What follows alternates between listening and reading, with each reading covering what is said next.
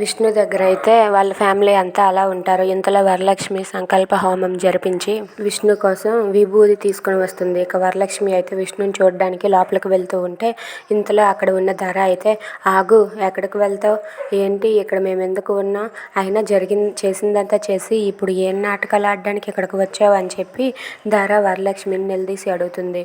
అప్పుడు వరలక్ష్మి అయితే, అది కాదు ధర, నేను విష్ణు గారి కోసం హోమం జరిపించాను, ఇదిగో విభూది, ఈ విభూది విష్ణు గారికి పెడితే విష్ణు గారు త్వరగా కోలుకుంటారు అని చెప్పి అంటూ ఉంటుంది. అది విన్న ధర అయితే, ఏంటి విభూది, ఆ నాటకాలు ఆడుతున్నావా, ఇదొక నాటకమా, నువ్వు ఏమీ ఇక్కడ నటించిన అవసరం లేదు, ఇక్కడ నుండి మర్యాదగా వెళ్ళు అని చెప్పి ఆ విభూదిని విసిరేస్తుంది.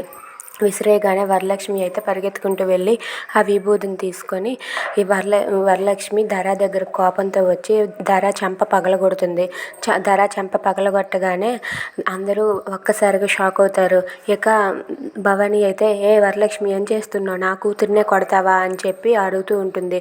అవును, నా భర్త దగ్గరికి నేను వెళ్తానంటే ఇదెవరు మధ్యలోని, అయినా నా భర్తను చూడడానికి నేను వెళ్తాను, మధ్యలో దీన్ని గోలేంటి అని చెప్పి వరలక్ష్మి ధరకి వార్నింగ్ ఇస్తుంది. అది విని ధర అయితే ఒక్కసారిగా షాక్ అయిపోతుంది. ఇక వరలక్ష్మి ధరని కొట్టడంతో అక్కడ ఉన్న వాళ్ళంతా ఒక్కసారిగా షాక్ అయ్యి అలా చూస్తూ ఉంటారు. ధర అయితే కోపంతో రగిలిపోతూ దీనికి అస్సలు భయం లేదు అని చెప్పి అంటూ ఉంటుంది. ఇంతలో వేదవతి అయితే, ఏంటి నువ్వు ఇక్కడ పెత్తనం చెల్లిస్తున్నావు, ఇక్కడి నుండి వెళ్ళు అని చెప్పి వేదవతి కూడా అరుస్తూ ఉంటుంది.